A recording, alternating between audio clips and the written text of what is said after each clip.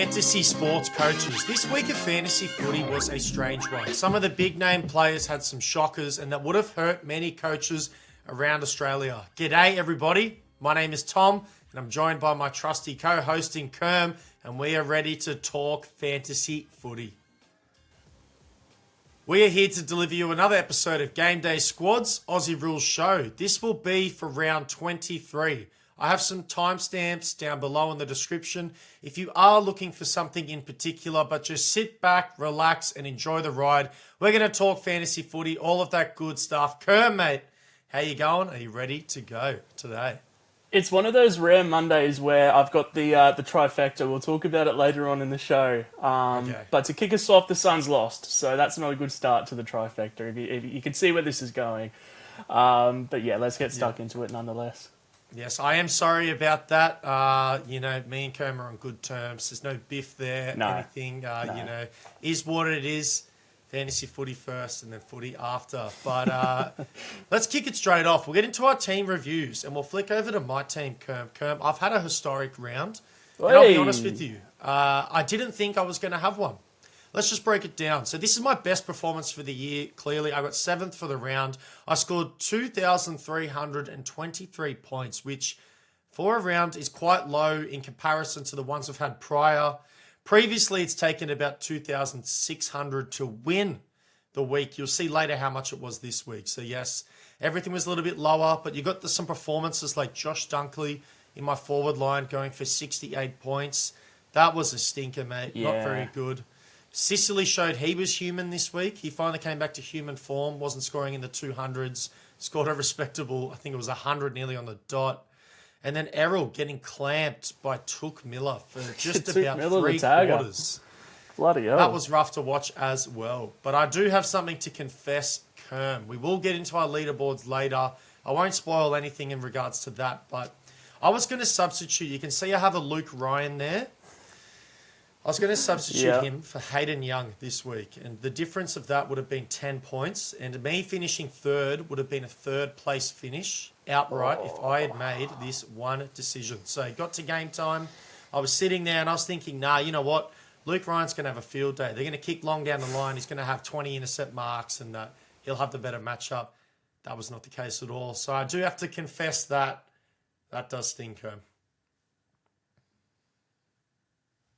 That is just a super unfortunate turn of events because we'll get into my team a little bit later on in the show as well. I think I'm up next, but I got scared about Hayden Young as well and kicked him out of my team late Friday afternoon after Justin Longmire came out and said that he was be returning to defense, only to find out that he played almost 100% midfield time when he was on the field. So absolute pump fake by Justin there to demoralise some fantasy coaches around the country. But I don't think you'd be alone in that one, mate. I don't think you'd be alone in that decision. True. I hedged a lot of Freo players this week. You can see 4 in the starting lineup there. Gosh, would have been funny if I chucked in Hayden Young in that defending group as well. Just had like nearly the full team, just fill them out. But the game didn't go quite as planned. I thought it was going to be a good fantasy scoring game for a lot of the stars, such as Sarong, your Andrew Brayshaws, your Luke Jacksons at that as well. But they just decimated them, and they pretty much had nothing to play for in the fourth quarter. So there were about 0 points for many of the main players in that quarter alone. But Kerm, I have 2 lessons from this round. 2 lessons. I want to quickly go through them with you. Yep. Are you ready for this? One of them is anyone who's matched up against Finn McGuinness is doomed. Don't worry about playing them. If you have that matchup, if you have the best player on a team and they are versing Hawthorn, scrap them out of the team. Yeah. There's 0 point in starting them. You're going to get 0 return on your investment. He's good at his job, Finn McGuinness. Sorry, go for it, man. He's good at his job, Finn McGuinness. He knows his role and he plays it well. Bill Belichick, know your role. Word to Bill. Facts, mate. Facts. He does play his role so well. Gosh, he is very versatile as well. Not only did he shut down one opponent on the weekend, anytime he went to a different style of player, one that plays off the halfback and inside mid, it didn't matter where you were playing on the ground, you were locked out of the game. But the second one is Took Miller. Gosh, he's good at tagging as well. He is funny, though, because he'll tag, but then he'll find the ball. He'll lead himself into finding the footy and then come straight back to the man and be like, all right, you're not getting any of it. So take those lessons as you will. But if you're matched up against the Suns and have the best player on the opposing team, or with Hawthorn, I would highly consider not starting either player because, gosh, it's going to be a tough weekend for those boys. Absolutely. I wonder how much longer Tuke's going to be tagging for, because we know how devastating he is when he is free to roam around. But as you say, he finds the ball just as much when he is tagging. So it'd be interesting to see what happens there. Yeah, and kicked a sausage roll for his troubles as well on the weekend. Yeah. How bloody good was that? So, yeah, Touk Miller, new role, new him. We'll see where it takes him in terms of fantasy potential. But, Kerm, let's flick it over, mate. Your team, break it down, mate. How'd you go this week? I went okay considering. I had a really bad Friday night and I had a really bad Sunday. But Saturday was just about as good as what I could ask for, I think. So, Starting off in defense, Tom Stewart.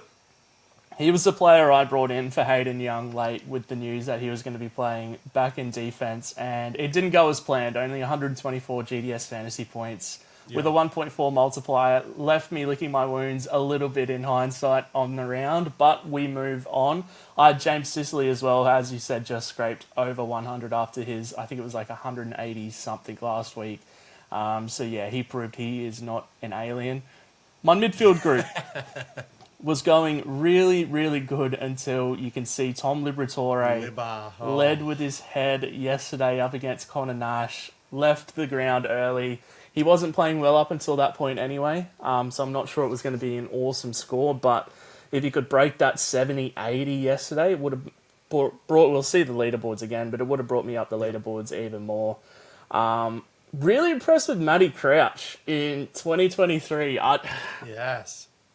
I'm not sure what is going to happen here because he is playing insane footy. His last three scores are 124, 138, and most recently 115 GDS fantasy points.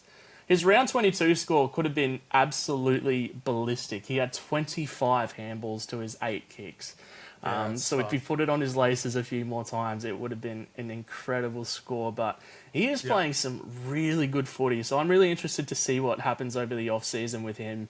And he's going to be a really big name to see because he has been fantasy relevant for years and years and years. We look back to 2018, 2019, where Crouchy was one of the best fantasy players in the league. He's finally worked his way back into the Adelaide Crows starting 22, and he is killing it. So one to watch over the off-season and pre-season to see if he keeps his roll up. Maxi Gawn with Brodie Grundy back in the team wasn't as good. He went under triple digits for the first time in 4 weeks. He went for 97, so not a disaster. But if Grundy's going to keep playing in the starting 22, I'm going to be looking to English and Rowan Marshall, who both have Geelong matchups to close out the season without Jonathan Segler and Reece Stanley and Mark Blixarbs as well. So tasty matchups for both of those guys, and I highly recommend leaning on one of those with their matchups to end this season. For sure. And then my forward line, which was overall very good aside from Stephen Coniglio, who had a rare game under triple digits. You don't see this very often from Stephen Coniglio in 2023. He's been on a hot streak, something like 10 or 12 games in a row over 100 GDS fantasy points. So if anyone deserves a game below triple digits, it's Stephen Coniglio. He's got me out of trouble a lot of times this year, so he can be afforded one game. And one that I want to mention here is Luke Jackson, who has looked absolutely unreal as the sole ruckman for Freo. And this is another player I'm going to be keeping a close eye on over the off-season to see what Freo do. Their front office have a big decision with Luke Jackson and Sean Darcy there. They are two uber-talented young guys at the position, and they can cash in big time on one of them. And as a fantasy player, I really hope they do, because if they both have the sole role, they're both going to be awesome options. And Luke Jackson, specifically for a dynasty platform, he is going to be so good if he gets that sole ruck position, because, man, and if he can retain the forward line status next year and play sole ruck, you've got an absolute unicorn who might win you a league. So, yeah, there was my week, round 22, 2,756 points. Finished 12th on the round, and the seasonal ranking stays the same as 7th. So I look to climb up to end the season. I got to ask you. We spoke about Finn McGuinness before. Were you surprised that he went to Libba to start the game and not Bontempelli? I was a little bit. I guess it's a bit harder to stop someone like Marcus Bontempelli, who is of his size. That's true. There's only so much he could do against someone like Bont, and he's playing like some of the best footy we've ever seen. So yeah, I can see it from that, and Libba is just as devastating from the centre bouncer clearances. So I can see why they did it. Interested to see who Finn McGuinness goes to close out the season, because I mean, looking ahead to round 23, he has got Melbourne. So you got Petrarca and Oliver potentially in danger. Both two huge midfielders there. So that's like, as I just said, do you bench one? Do you bench Exactly, both? that is a big decision. And then you got Freo in round 24 to close out the season with Andy Brayshaw and Caleb Sarong in danger there. So yeah, those are some big matchups for Finn McGuinness. And if he ends up going to him, that you really do have to wonder who it's going to be for one, and then do you bench him, because those are some big players that are top 10 midfielders at the position this year that are likely going to be on your pine. Yeah, exactly right, mate. Spot on. But let's move it on to our game day squad leaderboard for round 22. This is the best of the best for both of our competitions. Firstly, on the left-hand side, we have our classic competition, or salary cap, as some like to call it. And then on the right-hand side, we've got our champion, or what it used to be called, our open competition. You can see there what I was talking about before. 2,364 points would win you the classic competition this week. And some weeks I finish 70th and I have that many points. So it goes to show how smaller the scores were. And and on the flip side, you got the champion competition, 2,915 points to win that, when normally you're at minimum seeing 3,000 there. So talk us through, Kerm. It's good to see number 7 in the classic. God, that looks good. Woo. Yeah, take a bow, mate. Have your flowers. This is your time. You're in the top 10. We got one of us in there. You should be very chuffed with yourself. And it's very, it's super cool to see Warn Dogs there. Warnie from the DT Talk finishing 4th in the Classic League there. Friend of the show, character in the community as well. So Warn Dogs, that is an awesome round from yourself. Congratulations on finishing 4th there. So yeah, the Classic Cop well represented. And as you say, the champion competition, 2,915 points, that usually isn't an awesome round in that week. Sometimes you're pushing through 3,200, 3,300. But we got the same guys up the top there. Sarong But So Right finishing 2nd. Football Club FC finishing 3rd. Those guys are always up there, but congratulations to it. Yeah. Raiderman Milkman, 2,915 points, gets you 1st, and you'll be getting the first prize this week. 100%. And congratulations to Freezing Penguin in our classic. What bloody weeks they have. But, Kerm, I have a quick bone to pick before we move on here. Go on. Does the Western Stanklaw just look better than me or something? Because why do they have a higher ranking when we have the same score? I mean, this is gonna come down to I don't know. Surely being on the show of Game Day Squad, that I get the preference there. Pump me up. What is that? For the listeners, knowledge, the leaderboard goes off your base score, but it also counts the decimal points as well. So 2,323 points shows up on the leaderboard, but it counts in the 0.56 or whatever it might be. So he might have just pipped you by a tiny decimal point. Fair call. Fair game to them then. Congratulations on taking me out head-to-head. Well done. Let's move it on, Kerm. I've got a new segment for the show this week. We've only got a couple rounds left. There's not much fantasy footy, but this is really the time where you can capitalise on some off weeks like this. Start picking some point of difference players. Start not looking at just your best 6 or your highest ranked players. Who's going to help you get the edge over everyone else? I'm calling this the player spotlight. I might let you take it away this week. I just want you to highlight one player that you've been looking at very closely over the past couple of weeks. Maybe it's only a week. Maybe you're looking into next year for them. Talk me through who you've picked for your player spotlight and why. Yeah, so I'm really excited by this because I'm sort of looking towards 2024 as opposed to the last 2 rounds of this season. And it's none other than Jai Newcomb, 22-year-old out of Hawthorn. Had an absolute stellar fortnight in his last 2 outings, 117 and a league-leading 182 GDS fantasy points. And Hawthorn are humming as well. In the last 2 weeks, they've beaten the league leaders, Collingwood Magpies, and they've beaten one of the best lists in the league in the Western Bulldogs, one of the best midfields as well. So he's put up 182 up against, head-to-head Marcus Bontempelli, Adam Treloar, Bailey Smith, Jack McRae, Caleb Daniel, these types who have gone ballistic in the league so far this year.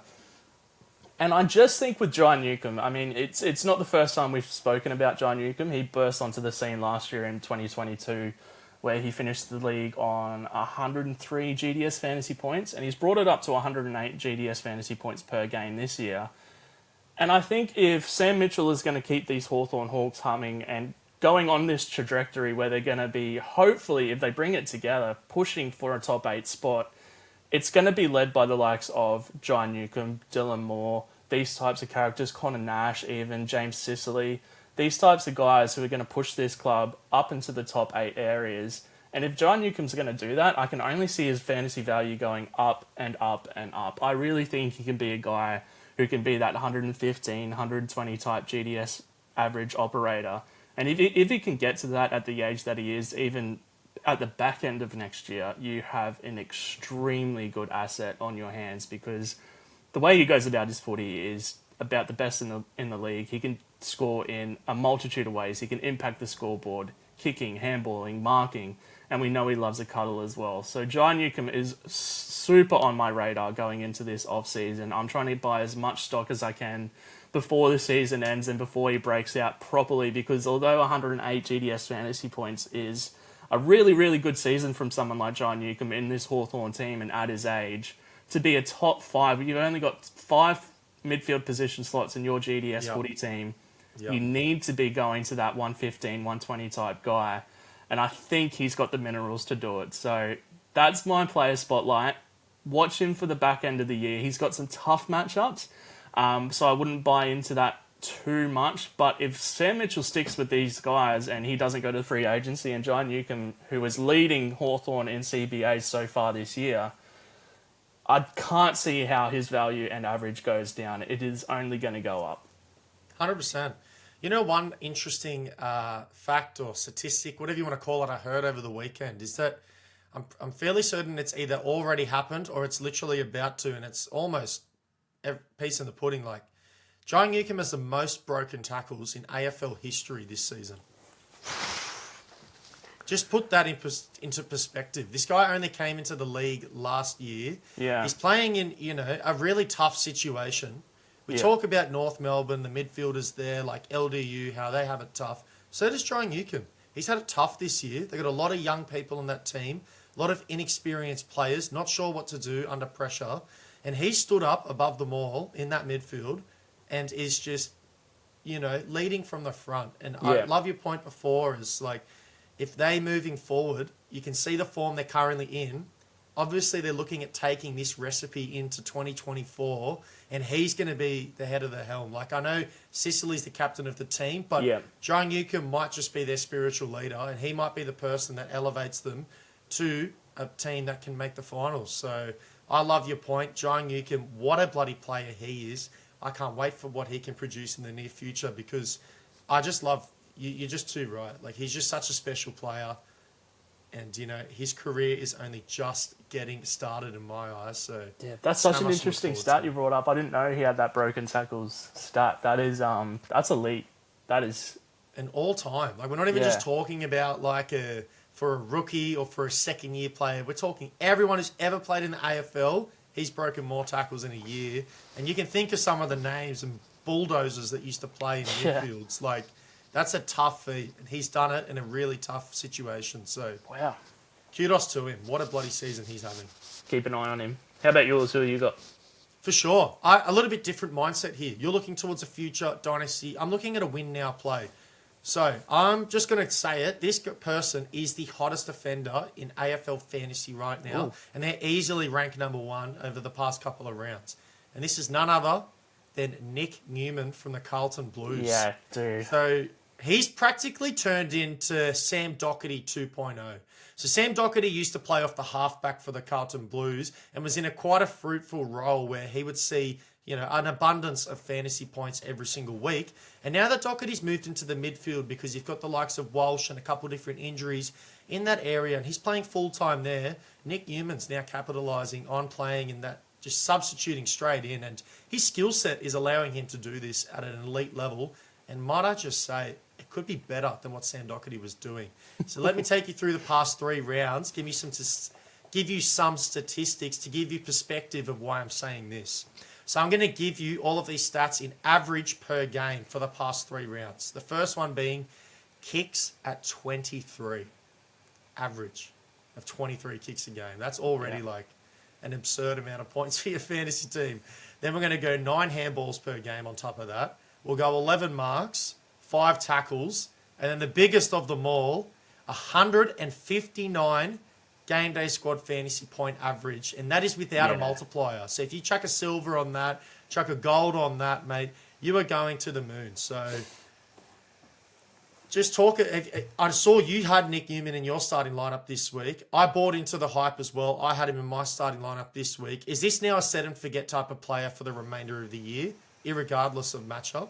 Yeah, I think so. And I looked at the matchups before this show, and Nick Newman, he's got the Gold Coast Suns and GWS. So the matchups, there's no problems there. He's going to have some really, really good, easy matchups to end the season. But I think you nailed it. Carlton has always sort of had this quarterback type operator in their defense who likes to break the lines with their kicking ability. You look back at Cade Simpson before Sam Doherty and then Sam Doherty, and now you've got Nick Newman, who has always sort of been in the shadows of Sam Doherty in a sense. He's always shown glimpses of being a really good fantasy player. Yeah. And he's finally got the opportunity to do it. And Vossi has trusted him a lot with his kicking down back, and he has absolutely taken it and gone. He's taken his kick-ins to another level as well. He's averaging about 3 kick-ins a game, which is second in the team behind Adam Sard still. Mitch McGovern's obviously the dedicated kick-in taker when he is in the team, but he's not. So it's Adam Sard and Nick Newman taking those kick-ins, which is his easy points. So yeah, I really, really like Nick Newman. I'm going to stick with him to end the season and, again, keep a big eye on him going into the off-season because I really think it's just an absolute bulletproof role. That Carlton quarterback is just an absolute bulletproof role for fantasy, and I don't think you can go really wrong. I totally agree. And it can be hard to keep up with the Carlton Blues season this year, because there's been so much going on. There have been so many great performances, injuries, a lot of ins and outs. But if you're currently not starting Nick Newman in your team, then I'm not quite sure what to tell you. You're starting off on the back foot every single round. He's turned into Doherty 2.0. And as I said before, he's doing it at a better rate than what Doherty was when he had that same role earlier this year. So keep your eyes on Nick Newman. If you can, start him in your lineups because I feel like, as you mentioned, the couple matchups he has left, he's going to be matchup proof because he's not going to draw you Took Miller in the Suns game. So thank goodness Newman should be okay. Well, let's move it on, Kerm. And this is to my favorite part of the show. It is your pack of the week, mate. Take it away this week. This is our favourite segment of the show because we get to bring you guys from the community into the show and talk about the guys that you've been packing, but not this week, Tom. It has been a bad week for the pack of the week segment. No one submitted a pack of the week this week, and it racks. I was racking my brain. I'm like, why have they not got around this?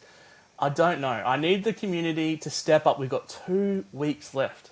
I'm asking the community to step up. We're offering free packs for screenshots. That's all it is. So all you have to do is send a screenshot of your pack opening, submit the screenshots in the Game Day Squad Discord under the AFL sub-channel. You'll find a sub-channel under that says pack openings. Sit them there. I'll select a winner every Monday to get free packs. That is all you have to do. So disappointed in the Discord crew and the GDS fantasy community this week, but I've got faith we will regain to win the season and get it done. Karen, that actually makes me so sad that no one submitted anything. But I have a proposal. I have something for you. I'm going to send you right now in your DM, so quickly check whilst I'm explaining this. But I opened up a rare 9-player pack during last week, and you're going to see the results now. I'll also Yeah. pull it up on the screen so everyone can see. You got the likes of It's a Goulden, good pack. Tom Green, Stengel, Rochelle, Cam Rayner. Pretty good pack, pretty good players. But this is my proposal to you, is how about Okay. we put this pack up against the community this week. And if anyone can submit a pack that is better than this one in your opinion, by the end of the week and by next show, not only will they win this week's packs, but they'll get last week's packs as well that didn't get given out because no one had a submission. How does that sound, Interesting. Commissioner? Let's do it. Let's have a little bit of fun. We'll test the community here and put them up against. This is, as you said, Yes. this is an unreal pack. Errol Gould and Tom Green, Rochelle. This is a really good pack, and this will test the community to see if they can beat it. So I like it. I like it a lot. We'll sign, seal, deliver that one, and it's off to you guys. As Tom said, get the screenshots in the Discord, and we'll see if you beat this pack. All right, Discord, I'm looking at you. We're going head to head this week. Good luck in your pack openings, but you're going to have a pretty good one to knock that off. Tommy Green and Errol Goulden doing some big, heavy lifting in that one. But that sounds like a plan, Kerm. I can't wait to check in with you next week, and we'll see the result of that. Yeah. But let's move it on. Our final part of the show, how we always wrap it up. This is our lock of the round. So if you don't know what lock of the round is, we lock in a particular player per week for a fantasy score. If they get over that, we get those amount of points. If they get under, we get a score of 0 for the round. We keep a total of it. You can see the total on the screen right now. Your boy has the crown. I'm currently winning this segment. But Kerm, you went here last week, so we didn't get to give you your flowers, but you've hopped into second place. You have jumped from 4th into 2nd and hunting first just like that. All that talk from Cal throughout the year saying that you weren't good enough, and there's 2 rounds left and you have every chance to win it. Dude, I had a big chance this week, and we'll get into it a little bit later on, but God, it couldn't have been saw a that, little more actually. heartbreaking. So I did see that. That is the definition of heartbreak. But let's get into it this week. So that's our leaderboard. We've got 2 rounds left. Callum, last week, had Liberatore locked in for 125 points. And That as hurts. Kerm, you started Liber. You definitely know what happened there. For those who don't, he was taken out of the game via a HIA in a huge head knock. So all the best, and we're hoping a speedy recovery for Libba so he can hit the field again soon. But super unfortunate for Cal because there was no chance of him getting to that 125 that he had locked him in for. And Cal will update you all on our live stream this Thursday for his lock of the round. As you can see, he is currently not here and hasn't been. It's been quite a peaceful show without him, I can't lie. It's been good as well because Port got their first win in over a month as well. So I can guarantee you would have exactly. heard just all about it. So I'm glad we didn't have to cop that stick. But let's move it on. We got me here. I had Andy Brayshaw locked in last week, and that didn't pay dividends for me. As I mentioned, that game was a blowout, and it didn't require Andy Brayshaw to do Andy Brayshaw things. So he just, took the backseat a little. I think he finished on 119 fantasy points. I had him for 128. So just not enough. Isn't what I asked for, but I'm only 60 or 50 points ahead of you, Kerm. I need to win, or I at least need to match you with whatever you do. So this week, who do I lock in? I really thought about this one, and I'm nervous, bro. a particular segment in this show helped me do so.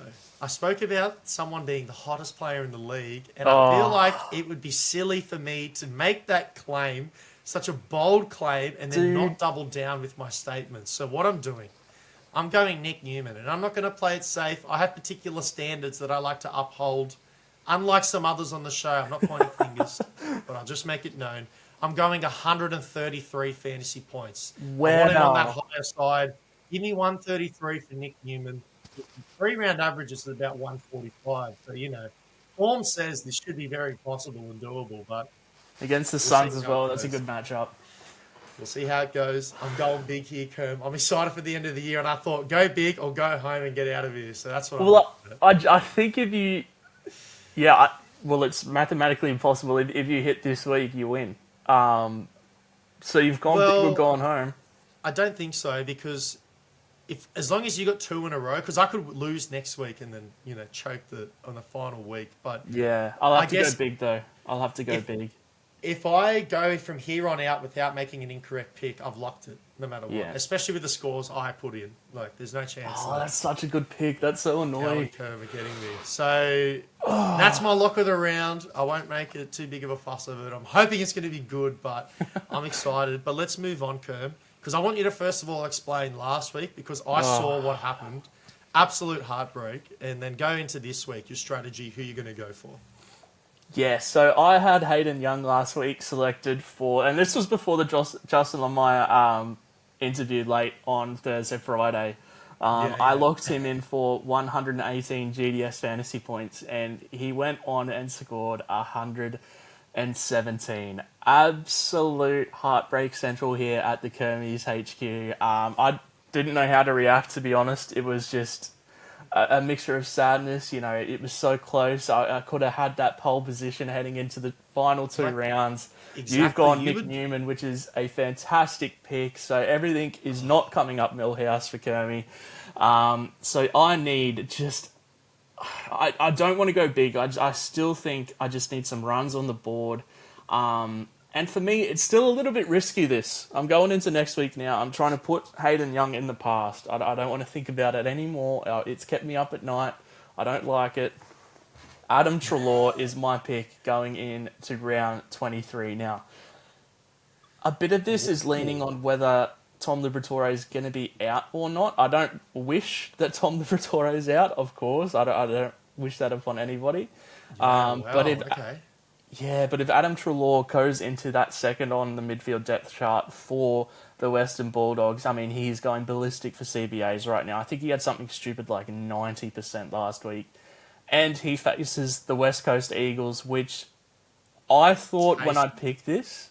Yeah, I thought when I picked this was a good matchup, but now I'm thinking about it more, and this might just me getting in my own head. I'm thinking maybe they sort of rest Bontempelli, Adam Treloar up forward, given it should be, you know, a bit of a good matchup for them. But in saying that, they need some wins. Considering what Fremantle did to them and how they were able to, you know, hit the pine after half-time, almost.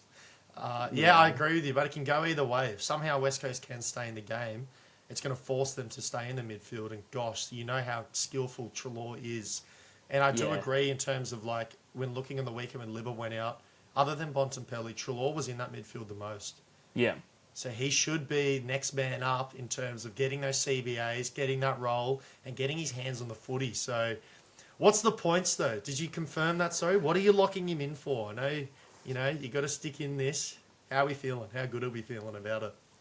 Not good. I've gone 120, which is about par. It's around par for Adam Treloar. I think he's averaging like 117 GDS fantasy points. And it has to be said... It has to be said, with his like 90 CBAs last week, he only scored 85 points. So... the more I'm thinking about it, the less I like it, but hopefully I'll rock up next Monday with a smile on my face and we don't have another Hayden Young scenario.